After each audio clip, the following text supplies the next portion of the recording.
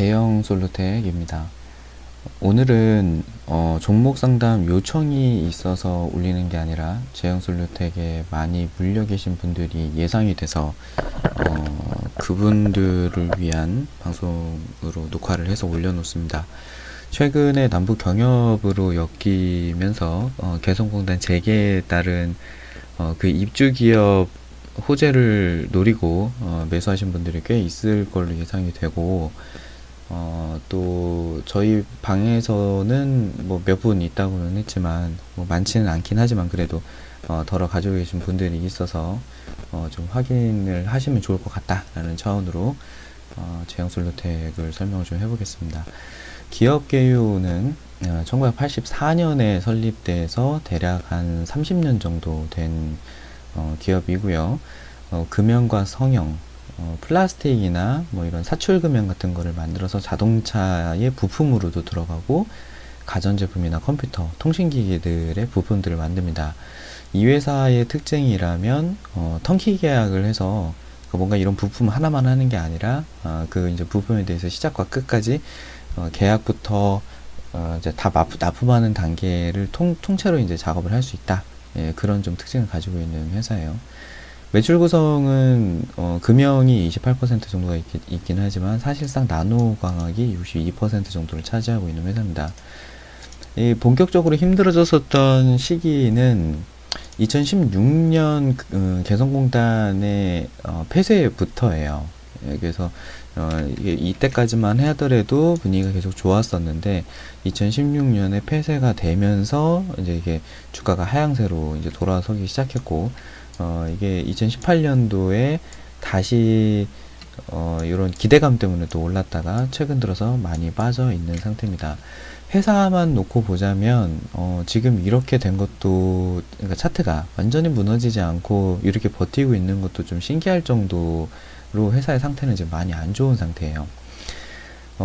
투자자별 매매 동향만 먼저 짧게 보자면, 뭐 지난 한 3개월에서 6개월 사이 외국인들, 그러니까 좀 짧게 1개월만 본다 하더라도 외국인들이 단타로 좀 들어왔다가 오늘 유상증자 공시가 나오면서 많이 빠졌고, 지난 1년간을 보더라도 지속적으로 매도를 해온 상태입니다.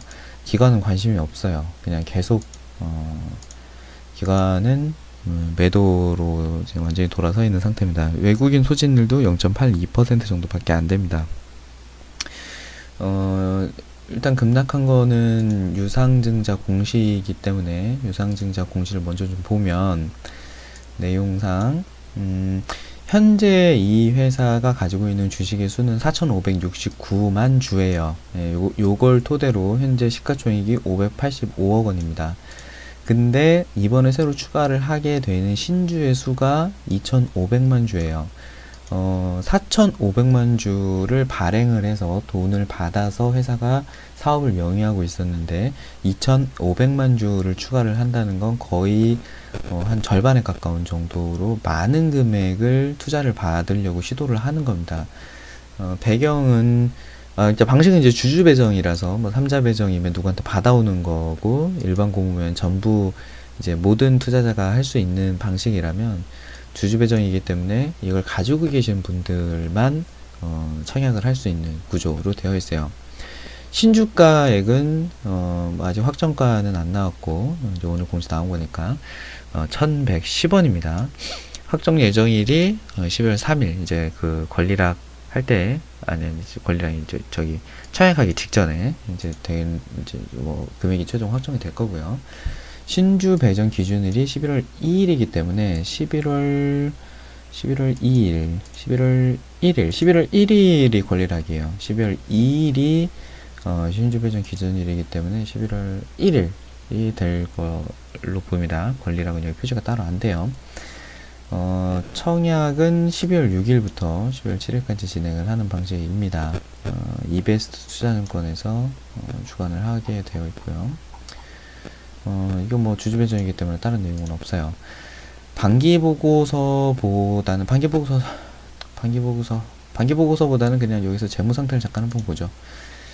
재무 상태에는 김학권님이 10%를 가지고 있고 이 회사의 유통 물량은 89% 정도가 돼요.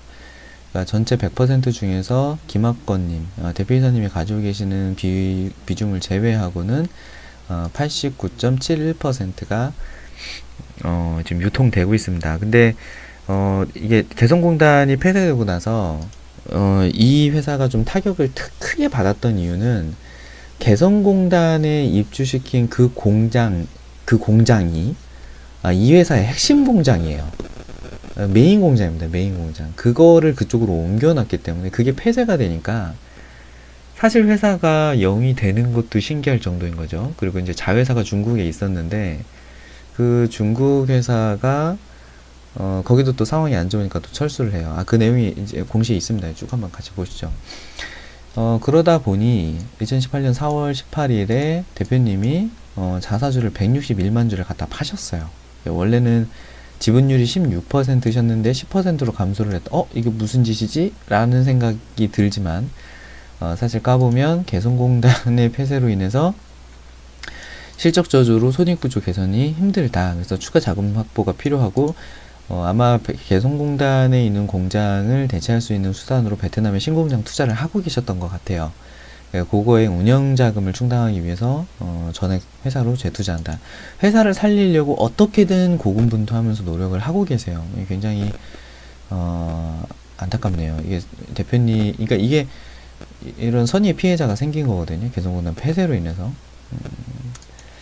그렇게 돼 있는 상태이고 그리고 이제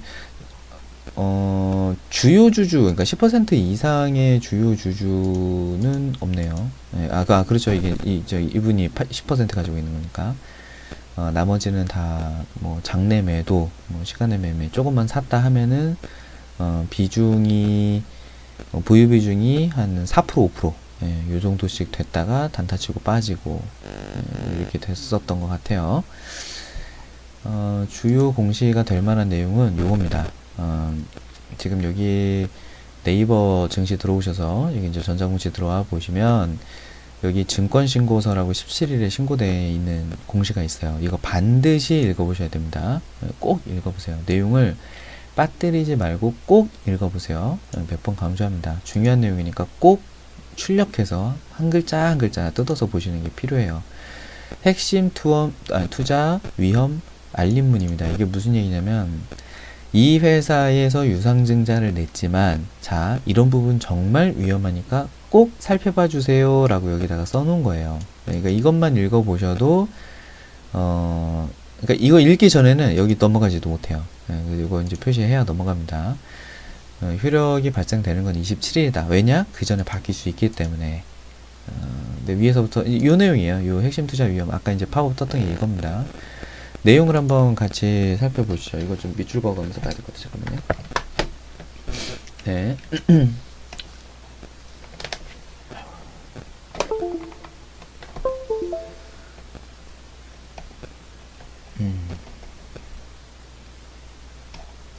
네.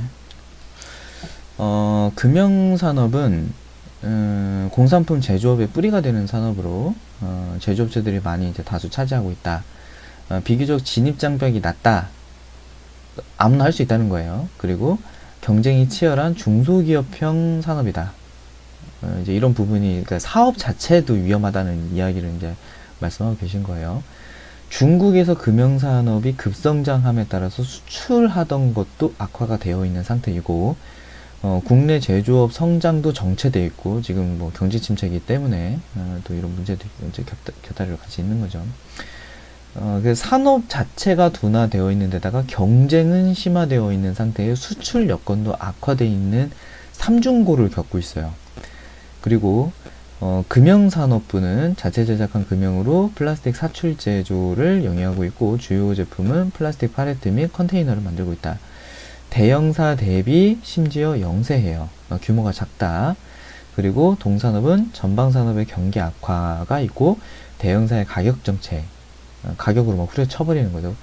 시장 점유율이 이제 대형사가 확대를 함으로 인해서 과잉 공급, 그 제품이 너무 많이 쏟아지고 있다는 거예요. 그래서 단가 인하를 강제로 이제 압력을 받고 있다는 겁니다. 우리도 그런 가격을 낮춰야 경쟁이 생길 거 아니에요. 그렇게 또 힘든 상황이고, 핸드폰 플라스틱의 외관 제품 및 소켓, 반도체 관련 부품을 주로 하는 부품 산업을 하고 있는데, 플라스틱 외관 제품의 주 거래처의 수주가 감소한다. 그러니까 이게 여기 말고도 이제 다른 쪽의 외관 제품을 쓰고 있다는 거예요. 그리고 단가도 자꾸 낮춘다. 그래서 손익이 또 감소하고 있다. 로 인해서 사업을 구조조정 중이다. 이 부분 이제 안 하고 싶어 라는 얘기예요. 2018년부터는 반도체 소켓 등 반도체 관련 부품 사업에 집중하고 있다. 이게 좀 돈이 되는 것 같다 이겁니다. 전방 산업인 반도체 경기가 하락일 경우에는 부품 산업의 수익성이 또 하락할 수도 있다. 여기에 집중하고 있지만 지금 반도체가 막 좋잖아요. 하이닉스 막 삼성전자 좋잖아요. 이제 그쪽 그 소켓을 만들어서 팔고 싶은데 이 산업도 내려간다 그러면 우리는 이마저도 망한다 라는 이야기를 하고 있는 겁니다. 요 내용들을 왜 이렇게 솔직하게 얘기를 하냐면 이거를 그러니까 외부 감사, 내부 사람이 이걸 하면은 다 사기칠 거잖아요. 그러니까 외부의 감사인을 지정을 해서 외부 감사가 들어와서 감사를 하기 때문에 이 내용을 솔직하게 쓸 수밖에 없어요. 그래서 이렇게 날것으로 써 있습니다. 매출 중에서 가장 큰 부분을 차지한 아까 이제 나노광학이라고 했던 부분이 이거예요. 뭐 60% 정도 됐다고 했던 그겁니다. 휴대폰 카메라 모듈 부품의 경우 전방 산업인 휴대폰 시장과 밀접한 관련이 있는데 최근 휴대폰 시장이 중국이 급성장하고 있다. 그로 인해서 중국 업체들의 그러니까 중국의 휴대폰 산업이 성장하니까 중국의 부품 업체들이 같이 덩달아 성장하게 됐고 얘들이랑 이렇게 경쟁을 하려니 더 힘들어졌다라는 이야기입니다.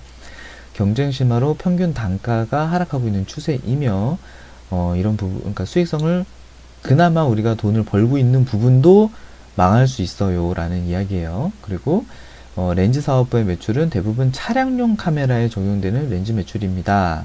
블랙박스란 얘기죠. 전방 산업인 자동차 산업도 또 성장이 둔화되고 있죠. 지금 현대차며 뭐 기아차며 뭐 지금 자동차 산업이 다 지금 막 폭락 상태죠. 예, 이로 인해서 거래처의 실적 불확실성에 따라서 당사의 매출 및 손익에 악영향을 미칠 수 있습니다. 조심하세요 라는 말입니다.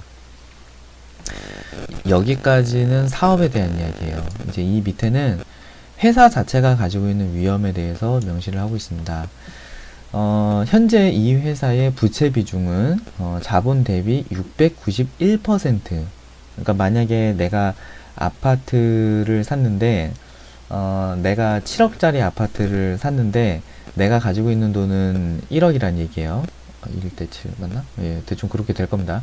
그리고 유동 비율은 44%로 유동성 차입 부채인 586억 중 상당 부분에 대한 만기 연장이 이루어지지 않을 시 유동성 위기에 직면할 수 있다. 이게 무슨 얘기냐면 돈을 586억을 빌려놨는데 이게 연장이 만약에 안 된다? 라고 하면 이게 한 번에 갚으라고 할 수 있잖아요. 그러면 그죠? 한 번에 돈을 많이 빌려놨는데 그거를 한 번에 갚으라고 하면 이제 위기에 직면할 수 있다는 뜻입니다. 예, 그래서 이 부분을 굉장히 위험하게 받아들이고 있다는 거고 당사의 외부 감사인은 이와 관련해서 계속 기업으로서의 존속 능력에 유의적 의문을 제기할 만한 중요한 불확실성이 존재함을 나타낸다라고 강조하고 있습니다. 이 부분에 별표 3개 치셔야 돼요. 이게 왜 그러냐면 이거 굉장히 중요한 내용입니다. 최근에 코스닥 코스피 종목 중에서 상장 폐지된 종목들의 공통점을 뽑아보면 대표이사의 배임 횡령 혹은 무슨 뭐 이런 소송에 뭐 소송 제기로 인해서 뭐 소송 휘말리게 됐다 아니면 뭐 제품에 문제가 생겼다 뭐 이런 부분들로 인해서 이렇게 뭐 상장 폐지 실질 심사를 들어간다든가 하는 종목들이 종종 있지만 확률적으로 보자면 제가 데이터를 정확하게 뽑아놨었거든요. 한 3년치를 정확하게 뽑아놨었는데 지금 정확하게 기억이 안 나지만 확률상 계속 기업으로서의 존속 능력에 문제가 돼서 감사가 거절이 돼 있는 상태에서는 여기서 살아난 종목은 없어요. 100%입니다. 한 종목도 없어요. 제가 알기로는 그러니까 뭐 다른 사유는 있어요. 그러니까 뭐 감사로 거절이 났는데 뭐 데이터가 부족해서 이걸 좀 보완을 하기 위해서 내가 데이터가 부족하니 더 줘라고 요청을 해서 현재로서는 감사를 할 수가 없다, 이렇게 거절이 나온 케이스에 대해서는 데이터 보강을 해서 이제 뭐 시간을 좀 확보해 가지고 다시 이렇게 재개가 되는 일부 사례가 있었지만, 저건 굉장히 위험하다는 거예요. 계속 기업으로서의 존속 능력에 위의적 의문을 제기할 만한 불확실성이라는 거는 이 회사 상장 폐지 될 수 있어요 라고 외부 감사인이 이미 경고한 겁니다. 그러니까 이 종목을 하고 싶으면 상폐 위험을 무릅쓰고 하라는 뜻이에요. 외부 감사인이라는 사람이 이미 이걸 공지해주고 있는 겁니다. 나중에 돼서 뭐 코스닥이 잘못됐네, 정부가 잘못됐네, 왜 회사가 상폐되도록 내버려 두냐는 등 이런 얘기를 하지 못하도록 이런 그 코스닥 본부에서는 이런 장치들을 만들어 놨어요, 이미. 근데 이런 공시를 봐야 이걸 알 수 있는 겁니다. 당사는 채권금융, 돈 빌려준 곳들로부터 상환 유예기간을 2016년 말에 한 번, 2017년 말에 한 번, 2018년 말에 한 번으로 지속적 연장을 해왔는데 향후 만료일이 도래하고 있어요. 12월 31일이 도래하고 있단 말이에요. 근데 그러니까 협의를 할 거예요. 추가 연장 할 거예요. 하지만 안 될 수도 있는 거잖아요. 그리고 근본 유상증자 자금 조달을 하는 목적 자체가 우리가 돈 빌린 게 너무 많으니 이거 좀 주주들 좀 돈 좀 주실래요? 저 이거 좀 막아볼게요 라는 거예요. 회사 일 열심히 할 테니 저희 좀 도와줘 보실래요? 한번 믿어줘 보실래요? 라는 의미입니다. 당사의 재무상태 및 영업실적 개선 계획에는 차질이 발생할 수 있다. 그러니까 이걸 다시 시도하는데 안 될 수 있다는 리스크를 말씀해주고 계시는 겁니다. 외부 환경의 부정적인 변화로 인해서 당사의 개선 노력이 실제 성과로 이루어지지 않을 수도 있다. 가령 갑작스럽게 이 외부라는 거는 굉장히 여러 가지 이유가 있어요. 뭐 첫 번째 자동차 산업이 갑자기 안 좋아진다든가, 두 번째 뭐가 안 된다든가, 아니면 뭐 채권금융기관에서 무슨 뭐 금리가 인상이 된다든가, 아니면 뭐 대출에 대한 조건이 바뀌어가지고 갑자기 대출 연장이 안 된다든가, 뭐 여러 가지 외부적인 변화가 있을 수 있잖아요. 이로 인해서 이게 차질이 발생할 수도 있다라는 리스크 말씀하고 계시는 거고, 당사의 계속으로 기업으로서의 존속 능력의 불확실성은 더욱 증대될 수 있다는 겁니다. 여기서 말씀하고 계시는 건 지금 불안하다고 외부 감사에게 말씀하고 계시는데 더욱 증대될 수 있다는 의미입니다. 그 결과 당사의 자산과 부채를 정상적으로 영업활동을 통해서 장부가액으로 회수하거나 상환하지 못할 수도 있습니다. 자산을 지키지 못할 수 있다는 거예요. 영업하는 과정 중에서. 이와 같은 불확실성의 결과로 계속기업 가정이 타당하지 않을 경우에 발생할 수 있는 자산과 부채의 금액 및 분류 표시와 관련 손익 항목에 대한 수정사항은 재무제표에 반영되어 있지 않습니다. 재무제표에서도 볼 수 없다는 겁니다. 그래서 이게 지금 핵심 위험을 설명하고 있다는 거예요. 투자자께서는 유의하여 주시기 바랍니다 라는 부분입니다. 마지막 부분이 더 좀 충격적으로 다가와요. 네, 내용을 보시면 당사는 2016년 2월에 개성공단 폐쇄로 인해서 핵심 공장을 상실했습니다. 아까 말씀드린 이거예요. 핵심 공장이라는 게 이게 좀 큽니다. 이게 지금 타격이 컸어요.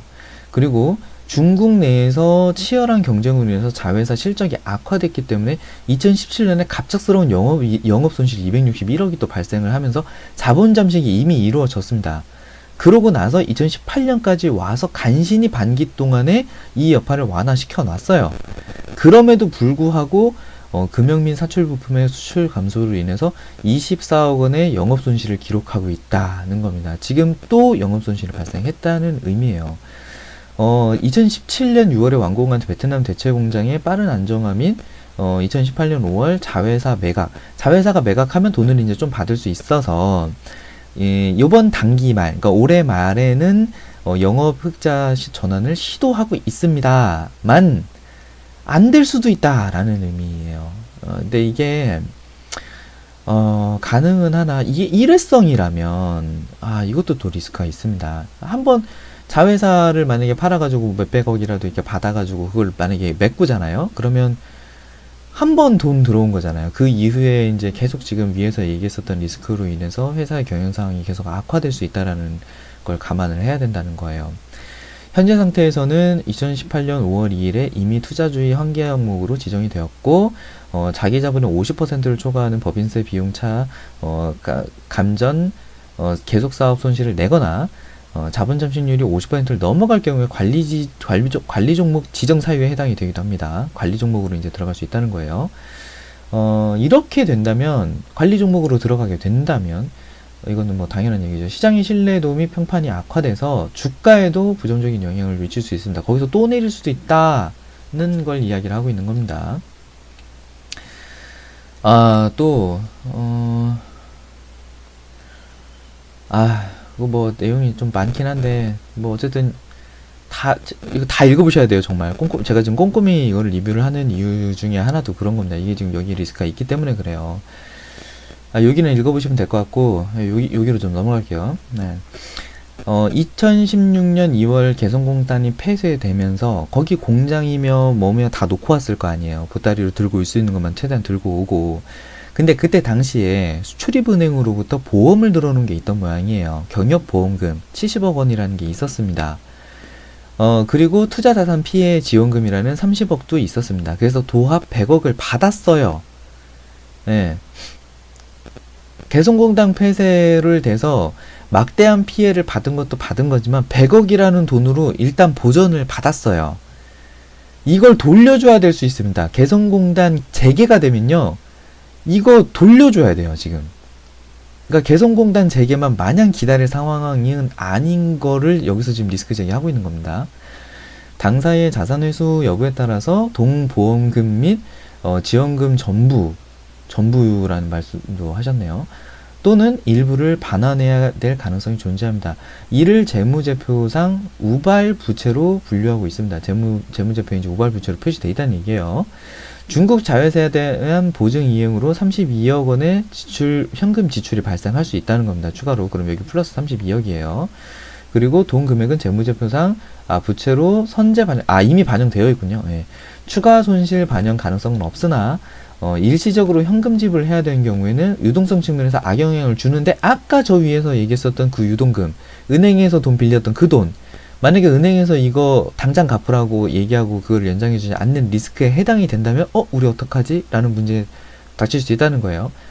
그때 되면은 뭐 갑작스럽게 돈을 만들어 와야 되기 때문에 3자 배정 유증이라도 뭐 만들든가 뭐 이렇게 회사에서는 또 움직임이 필요하실 수도 있겠다, 그런 우려도 들네요.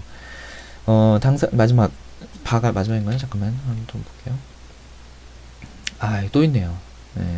근데 밑에 있는 내용은 한번 쭉 읽어보시면 좋을 것 같아요. 마까지가 조금 리스크가 커 보였고, 이것도 한번 볼까요? 2017년에 매출의 45%를 수출로부터 창출하고 있었고, 해외 자회사 사업장을 보유하고 있다.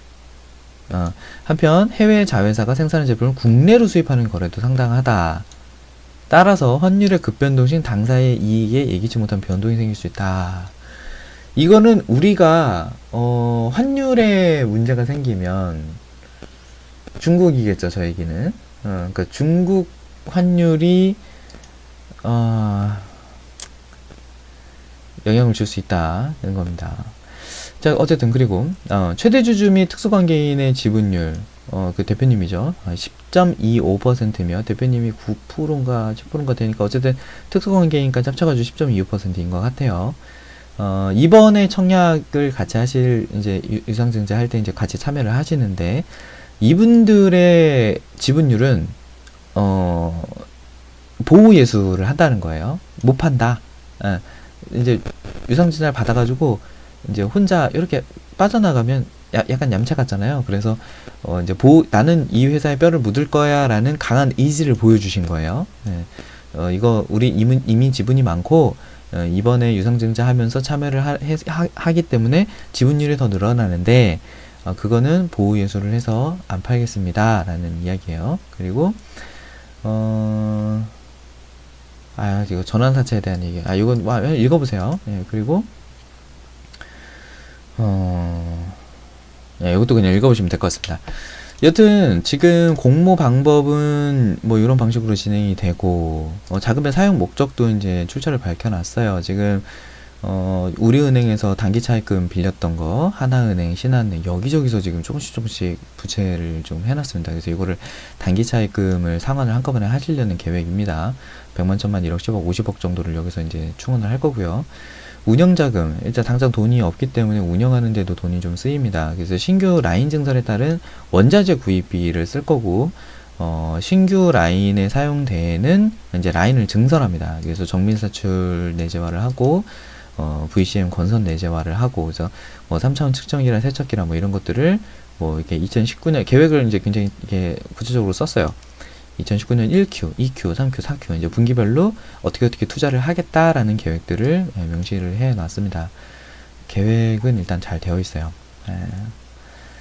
감사인의 의견은 이게 이제 중요한 내용이에요. 이제 이거 보십시오. 이제 어쨌든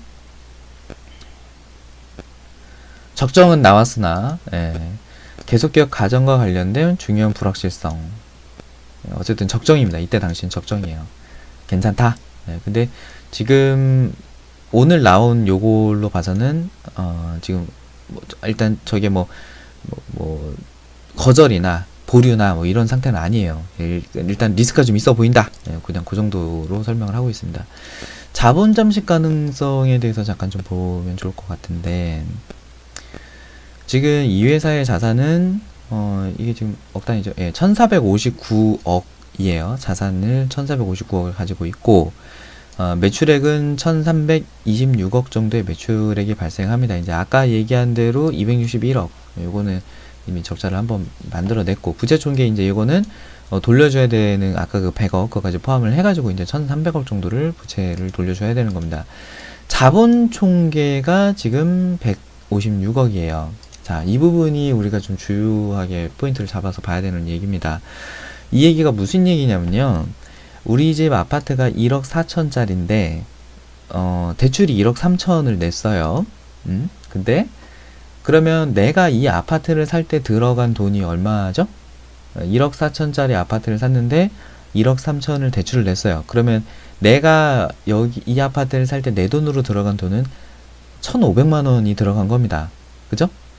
그러면 내가 만약에 정말 문제가 생겨서 이 아파트를 팔아야 되는데 만약에 아파트가 1억 2천으로 내렸어요. 근데 내가 가진 아파트가 1억 2천으로 내렸으니까 지금 팔면 1억 2천이 남는 거잖아요. 근데 내가 은행에다가 1억 3천을 빌렸잖아요. 그러면 1억 3천을 다 갚지도 못하죠. 1,000만 원이 모질라잖아요. 내 돈 자본 가지고 있었던 것도 날리는 거지만 부채도 탕감하기도 힘들다라는 겁니다. 지금 그 상태가 되는 상태인 거예요. 자, 그렇다면 자본 총계가 요때까지만 해도 괜찮아요. 만약에 자본 총계가 300억 정도인데 영업이익이 40억이 그래도 플러스가 됐다는 얘기는 뭐 자본으로 이거를 뭐 상계한다 그러면은 370억 정도가 되는 거잖아요. 조금씩 올라가겠구나. 그래도 회사가 성장을 하는구나 라고 볼 수 있어요. 자, 근데 2016년에 보면 2억을 까먹습니다. 그러면 자본이 아직 400억 정도가 있으니까 2억 정도 까먹는 거 괜찮아요. 자, 근데 2017년에 260억을 영업이익이 손실이 있었단 말이에요. 자, 그렇다면 자본에서 지금 300억에서 200억을 뺀 상태죠. 그러면 지금 100억이 남았단 말이에요. 자, 똑같은 상황에서 2018년에 만약에 이런 일이 반복된다면 이게 자본 잠식이에요. 자본이 없어지는 겁니다. 그러니까 회사가 가지고 있는 자본 그 이하의 상태가 되면 자본 잠식이 되는 거예요. 자본 잠식 리스크가 있는 회사입니다. 그로 인해서 외부 감사인도 리스크가 있다고 저기에 명시를 하신 거예요. 위험한 종목이에요. 위험한 종목이라는 부분을 먼저 명시합니다. 제가 지금 종목 상담을 공시만 30분 동안 설명을 한 종목은 이 종목이 유일할 것 같은데 이제 굉장히 많은 부분을 할애를 해서 좀 꼼꼼하게 좀 살펴봤습니다. 인재 차트로 가요. 네, 적자 지속이 되어 있는 상태이고 이게 지금 추정치가 안 나온 상태라서 일단은 2016년 6월 것에 대해서는 흑자 전환이 됐거든요. 예, 어떻게든 흑자를 지금 만들어 놨어요. 근데 지금 추정치가 안 나와서 올해 말 거 어떻게 될 건지 이거는 주식 담당님에게 전화를 해서 좀 뭐 재촉해서라도 좀 물어봐야 될 것 같아요. 지금 뭐 정신이 없으실 것 같네요. 전화가 지금 당장은 어려울 것 같아요. 일단 당장.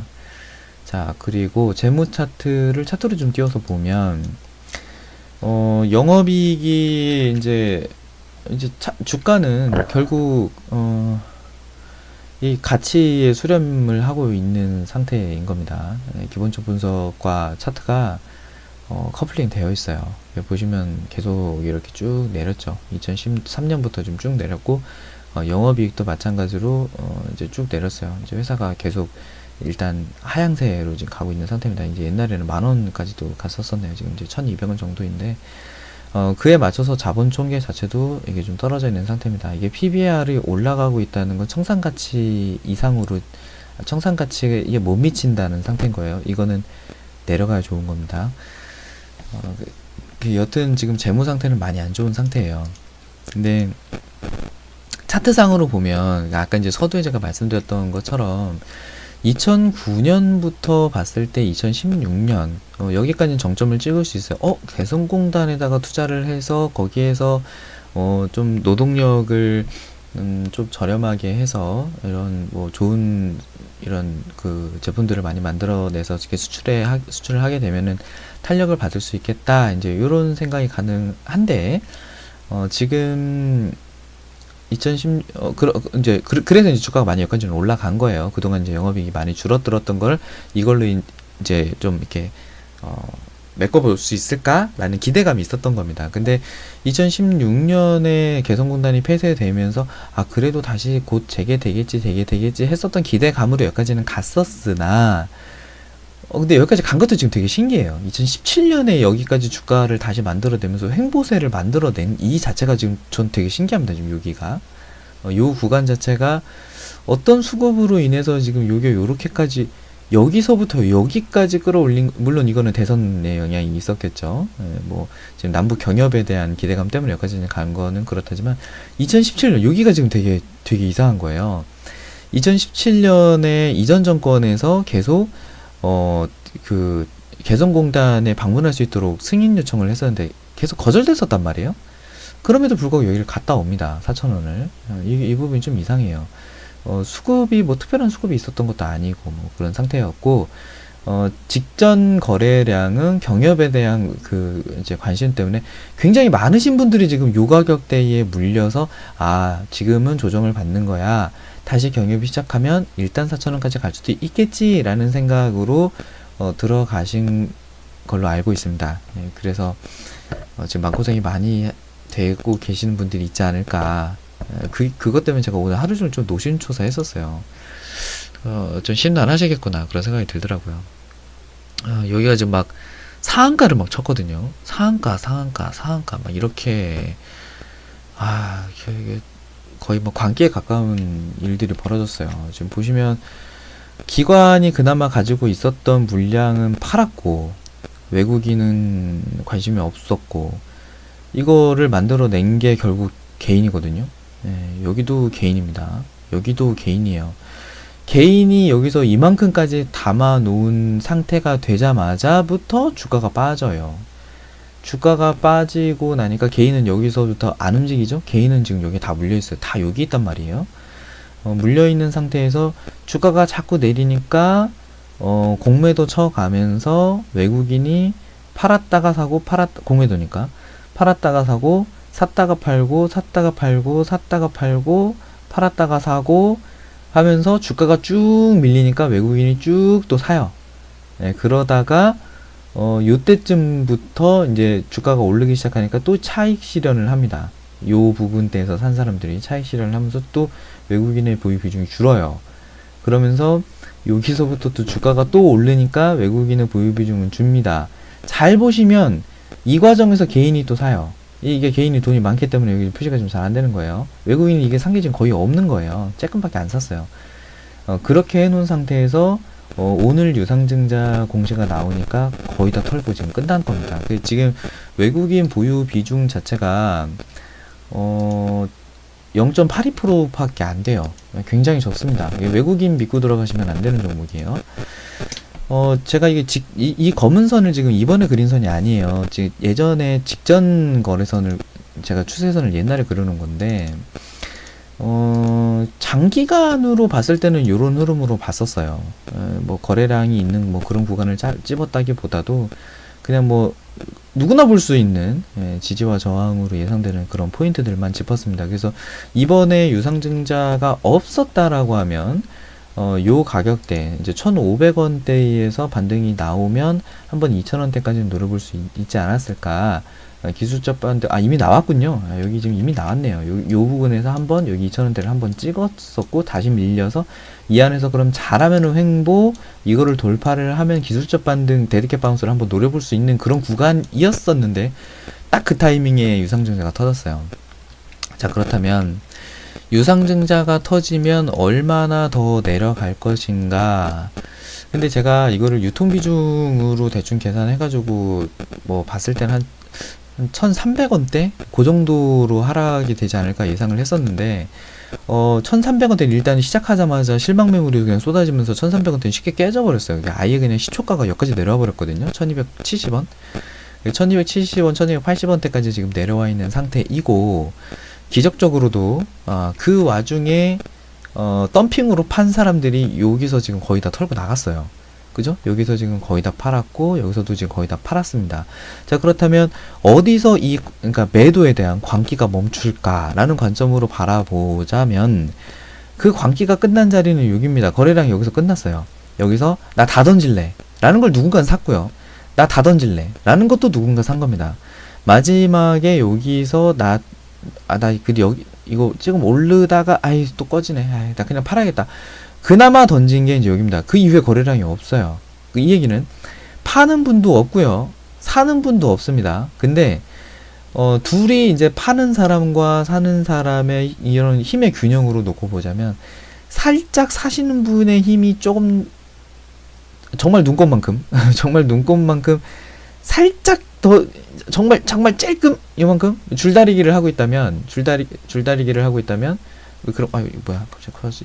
네, 줄다리기를 하고 있다면 한 가운데 딱 이렇게 돼 있는 상태에서 청팀, 홍팀 이렇게 돼 있는데 요만큼 그건 더 간 거예요. 요만큼만. 요만큼 전진한 겁니다. 이제 여기서 지금 매물대선 대충 보시면 이렇게 살짝 돌파하고서 끝났거든요. 아마 내일 아침에는 요걸 시작으로 시초가 단타 매매가 들어올 가능성이 있어요. 그렇다면 짧게 보자면 이 종목은 내일 아침 시초가 거래를 해서 일단 기술적 반등이 나올 수 있습니다. 1,300원대에서 1,400원대 사이까지를 목표가로 보는 단타 대회가 벌어질 수가 있어요. 근데 이거를 막 짧게 내가 지금 손실이 크니까 여기서 얼른 사가지고 이걸 한번 먹어볼까? 이렇게 생각하시면 또 위험할 수도 있어요. 왜냐면 지금 거래량이 아직까지는 많이 안정돼 있지 않은 상태에서 요거보다 혹은 요 정도만 되는 거래량이라도 하나가 탁 터지면 여기서 쭉 한번 더 밀리거든요. 이렇게. 그런 리스크를 배제하고 단타를 무작정 또 들어갈 수도 없는 상황입니다. 그래서 지금 진퇴양난이에요.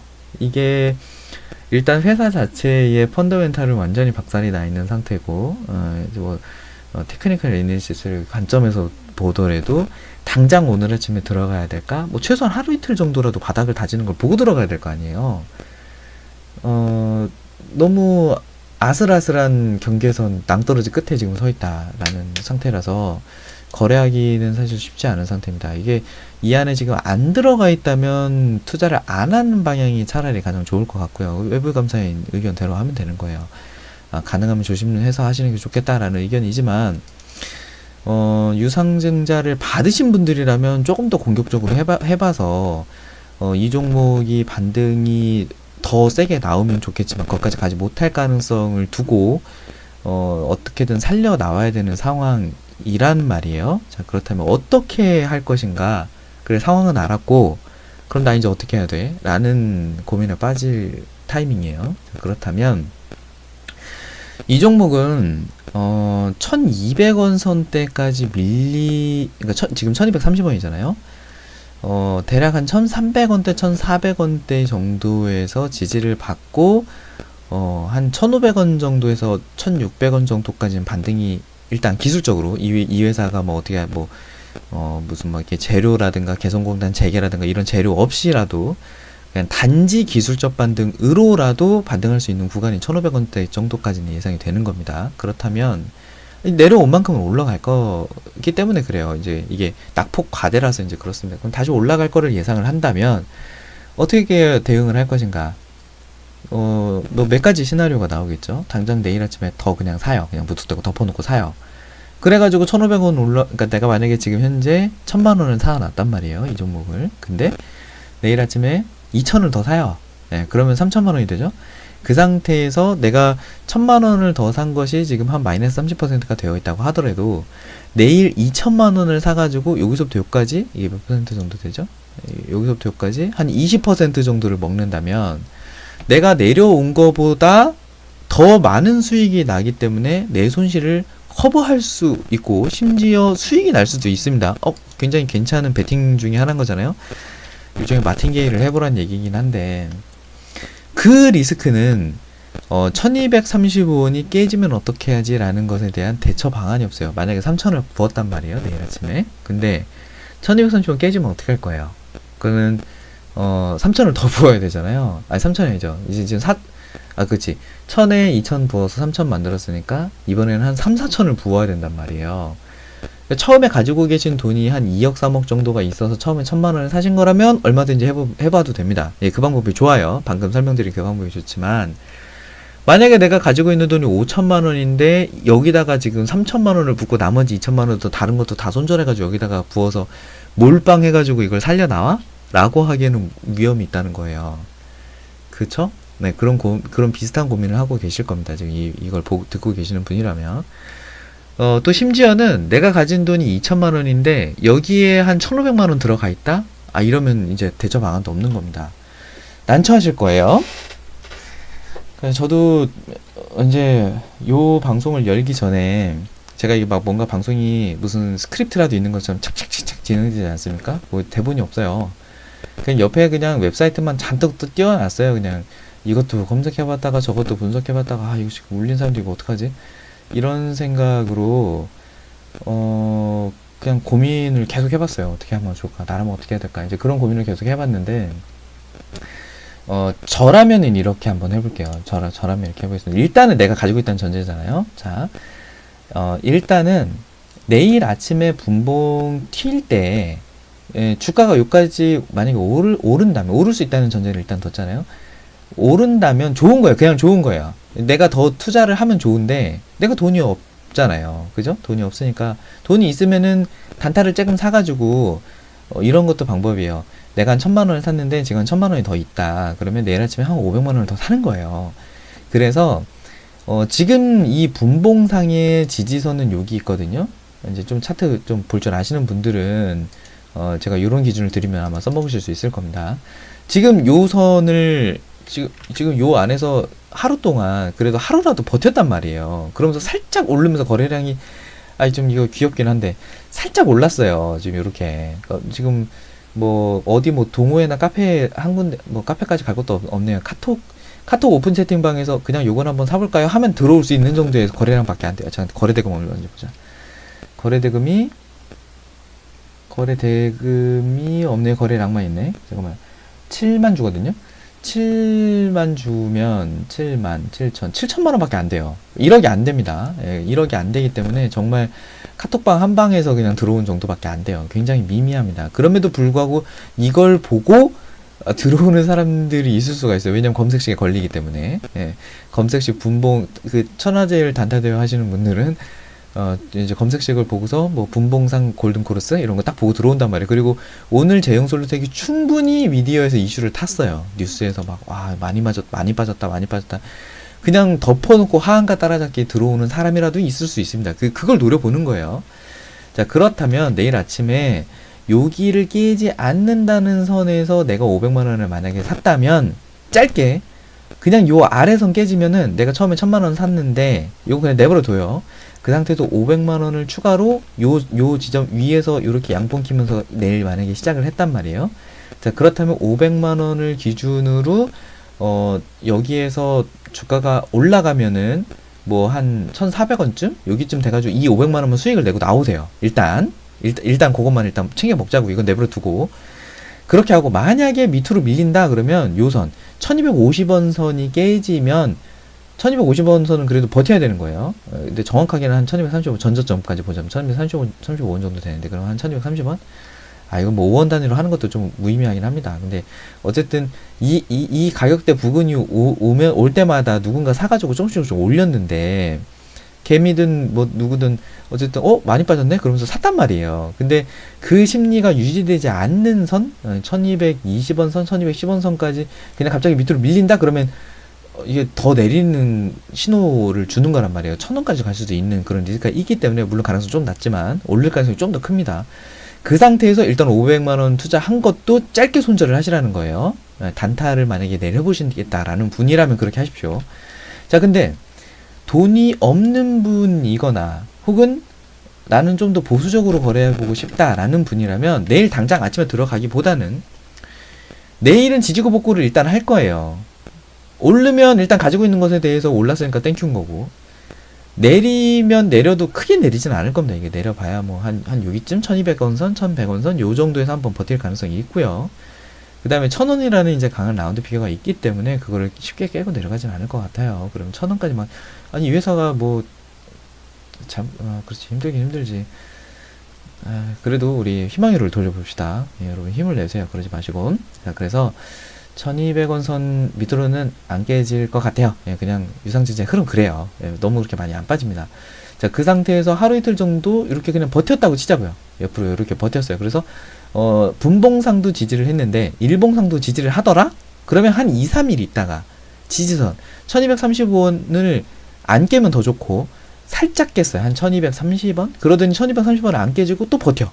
그리고 1220원, 1210원? 그냥 그 정도에서 찔금 내리고 하면서 거기서 계속 버틴다? 그러면 한 2, 3일 정도 있다가 추가적으로 조금 매수를 해보시는 게 좋겠습니다. 만약에 내가 지금 1000만원을 가지고 있는데 한 500만원 가지고 있다? 아니면 내가 한 100만원 가지고 있다? 그래도 한 50만원 정도는 투자를 해보셔야 되는 타이밍이에요. 그렇게 되면 다른 거 그냥 다 차지하고 낙폭과대에 따른 단타 거래만 이루어져서, 심지어 로보어드바이저가 자동 거래하는, 뭐 검색식 자동 거래하는 그런 웬만한 개나 소나 쓰는 검색식에라도 걸려서라도 주가가 일시적인 반등이 나와요. 데드캣 바운스가 나올 수밖에 없습니다. 그때 이놈 자르자고요. 예, 그래서 다시 정리하면, 첫 번째는 단타 거래를 하기 위해서 내일 시초가 흐름을 봐야 된다라는 거고요. 근데 이거 난이도가 조금 높아요. 난이도 상입니다. 그리고 만약에 두 번째는 스윙 거래로 한번 해보자. 대략 한 2에서 5일 정도 사이에서 여기서 이제 바닥에서 낙폭 딱 보고서 더 이상 내려가지 않고 바닥을 한 2, 3일 다지네. 바닥을 한 2, 3일 정도 다지네 라고 생각하면, 거기서 내가 가진 내 투자금의 한 절반 혹은 3분의 1이라도 추가 매수를 한다. 여기서 이제 추매를 한다. 요게 이제 난이도가 조금 낮습니다. 이게 난이도 중 정도 돼요. 난이도 중 정도 되는 거고, 이제 세 번째 옵션을 하나 더 만들어 드리면, 일단은 이 종목은 권리락은 안 맞으면 좋을 것 같아요. 권리락 전에 파는 게 좋을 것 같은데, 만약에 권리락을 맞더라도, 이거는, 신주 거래가 이루어질 때, 신주권이 매매가 될 때 팔아야 되는데, 이거는 왠지 신주권도 떨어질 것 같지 않습니까? 예. 근데 우리가 노릴 거는 뭐냐면, 이거 방송 중에 이렇게 얘기해도 되나 모르겠는데, 우리가 노릴 거는 뭐냐면, 모르겠어요. 회사가 이번 유상증자가 실패되도록 그냥 둘까요? 그냥 이런 생각을 한번 돌려봅니다. 이거 실패하면 회사가 정말 나락으로 떨어지는데, 주주로부터 어떻게든 그 유상증자를 성공시켜야 되는 상황이거든요. 제가 만약에 대표이사님이라면, 저는 제가 가진 돈을, 사돈의 8촌의 돈을 다 긁어 모아서라도, 거래량이 좀 떨어질 때, 한 며칠 정도 멈춰가지고 거래량이 떨어질 때, 저희 가족들에게 읍소를 해서라도 제발 좀 저희 주식 좀 사주시면 안 돼요? 해서, 단 몇 억이라도 사가지고 주가를 올리고 싶을 것 같아요. 제가 대표이사님이라면. 네. 그래서, 그런 방식으로라도 주가가 일시적으로 상승할 수 있지 않을까? 그러면 그거 조금 올라간 그 자리에서 팔자 그런 의미가 아니라 그렇게 주가가 조금 올라가잖아요. 그러면 이게 일종의 기름통 같은 거예요. 스파크를 하나 탁 튀겨주면 그렇게 해서 이제 검색식 A에 하나 누군가 걸리고 그거 사가지고 주가가 이렇게 딱 올라가면 검색식 B에 딱 걸려서 누가 이렇게 딱 사고 그러면 B가 살 때 A는 파는 거예요. 그리고 다시 누군가 또 사가지고 C가 사면은 또 B가 팔고 이렇게 하면서 단계적 상승을 할 수가 있거든요. 스파크만 튀겨주면 되는 거예요. 이 스파크를 누가 튀길 것이냐 그리고 이 회사가 스파크를 튀길 수 있을 정도의 사이즈인가를 보면 시가총액이 585억이란 말이에요. 심지어 10%는 대주주님이 갖고 있어요. 그럼 뭐 50억 정도는 대주주님 거라는 거잖아요. 그러면 530억 정도만 시중에 돌아다니고 있습니다. 하루에 거래대금 평소에 거래되는 거래 대금 정도를 찍어보면 100만 천만 1억 10억 13억 정도예요. 그러니까 만약에 이제 이런 거죠. 그러니까 지금 여기도 이제 그럴 겁니다. 여기도 지금 여기 거래량과 이제 봉이 좀 크잖아요. 요거는 거래대금을 보면 61억 정도가 된단 말이에요. 근데 이날도 마찬가지였을 것 같아요. 이날도 그렇고 요 전날 9월 6일도 그렇고 마찬가지로 스파크를 튀긴 금액은 이렇게 큰 돈이 아니었을 거예요. 41억 9,400만 원 정도가 이날 거래가 됐지만 거래해서 위에까지 올라갔다 내려왔지만 아까 그린 대로 단계적 상승을 할 거기 때문에 처음에 스파크를 튀긴 돈은 결국엔 한 10억 정도일 거란 말이에요. 그러면 그 10억은요, 만약에 제가 대표이사라면 제 집을 팔아서라도 하겠습니다. 제 집을 팔아서라도 그건 뭐 주가 조작이 아니라 뭐 주주의 그 가치 제고를 위해서라도 여기서 사주는 거예요. 내가 그냥 주식을 막 사가지고 일시적인 반등을 만들고 그러면 뭐 누군가의 검색식에 걸려서 누군가 사고 누군가 또 사고 누군가 사고 하면서 1,500, 1,600원 정도까지는 오르지 않을까? 그러면 그걸 보고 이 회사 아직까지는 괜찮구나. 그리고 경제 협력이 이루어지면은 그래 괜찮아질 수 있을 거야. 이 회사 다시 재기할 수 있어.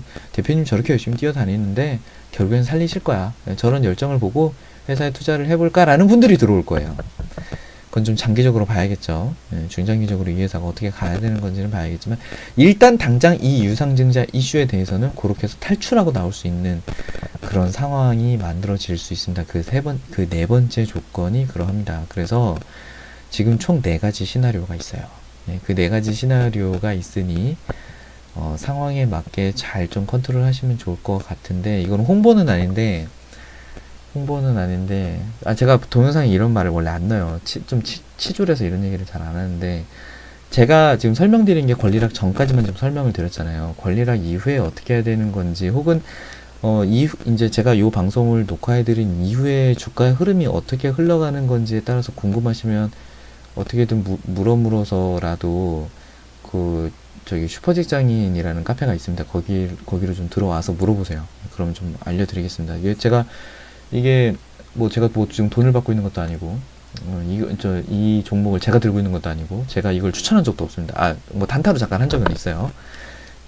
우리 단타 언제 팔았지?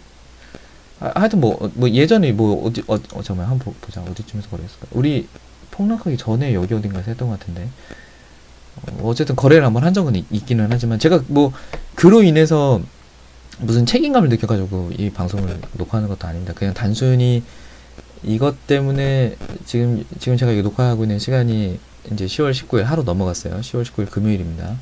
금요일 새벽 12시 47분인데 저는 그분들이 걱정돼서 잠이 안 와서 이걸 녹화를 하고 있지만 정작 당사자들은 더 하겠죠? 근데 더 힘들고 지금쯤 아마 소맥 말아서 드시고 계시는 분들도 있을 거고 남모르게 눈물 훔치시는 분들도 있을 겁니다. 제가 이제 그런 분들이 너무 이제 안타까워서 녹화를 하고 있는 거기 때문에 뭔가 좀 오해하시지는 말고 이 종목으로 인해서 좀 힘드시다 그러면 어떻게든 찾아오셔가지고 이후에 어떻게 같이 좀 대응하면 좋겠다라는 것을 아니 무슨 대응 카톡방까지는 좀 그렇긴 하다.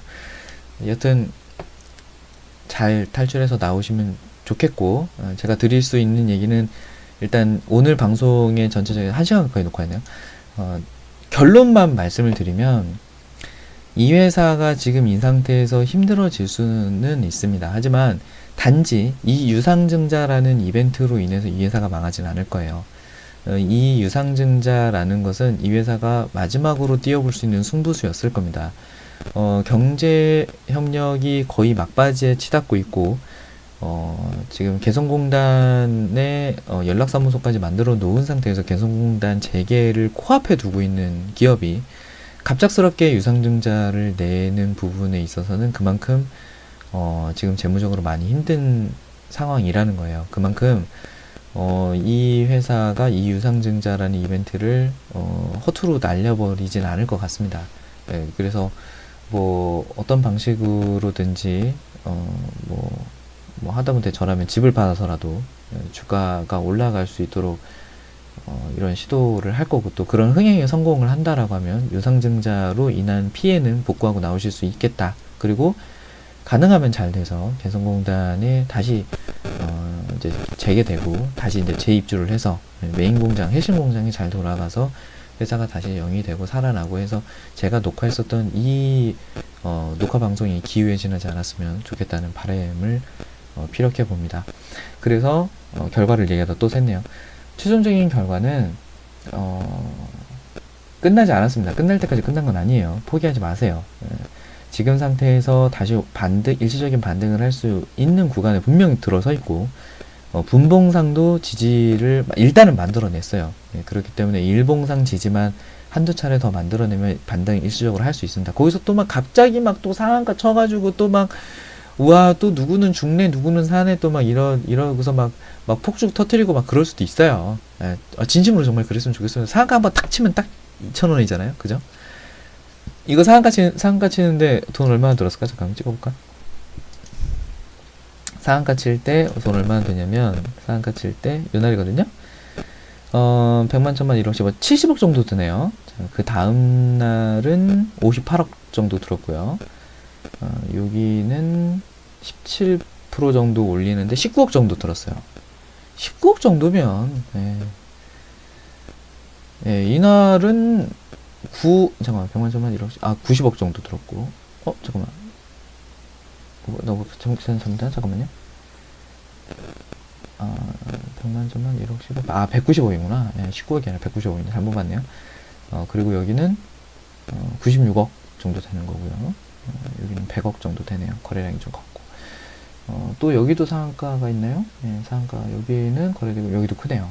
거래대금 점수 좀 커졌으니까 여튼 지금 이제 여기까지 지금 많이 내려와 있는 상태이기 때문에 이 위에서 거래했었던 분들은 아마 바로 팔기는 어려울 거고, 실제로 거래를 하시는 분들은 요 부분 2,000원 상한가 치면은 분명히 2,000원에 사신 분들은 팔 거예요. 근데 3,000원에 사신 분들은 이제 손실을 많이 보고서 팔아야 되는 거기 때문에 아마 다 팔지 못하고 절반 정도 팔다든가 눈치를 좀 본다든가 이제 그렇게 하시다가 주가가 밀리면 다시 팔아서 윗꼬리를 또 만들어 내겠죠.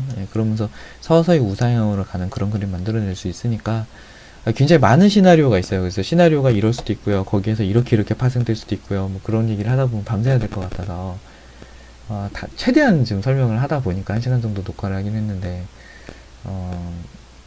여튼 끝날 때까지 끝난 게 아니니까 포기하지 마시고 다시 복구할 수 있습니다. 분봉도 괜찮고요. 일봉도 조금 지지 나오면 버틸 수 있어요. 최근 들어서 그래도 거래량이 큰 게 나왔어요. 누군가는 산 거예요. 산 사람도 의도가 있는 거예요. 누군가는 샀기 때문에. 여기서 그냥 마냥 손해보려고 샀겠습니까? 당장 단타를 2%를 먹으려고 들어왔든 1%를 먹으려고 들어왔든 이 사람도 주가가 오를 거라는 기대를 하고서 산 거란 말이에요. 결국엔 주가가 조금은 올라갈 거니까 그럴 때 어떻게 대처할 것인가 그 부분을 잘 계획하시는 게 좋겠습니다. 어려우시면 주변에 도움을 좀 구해보시고, 아니면 뭐 335 모여서 스터디를 하신다든가, 아니면 다른 유상증자 종목들의 그 공시 이후의 흐름들에 대해서 이렇게 체크해 보시는 것도 좋겠고, 다각도로 좀 점검을 해 보시는 게 좋겠습니다. 추가적으로 궁금하신 거 있으면 좀 찾아오시면 설명드리겠습니다.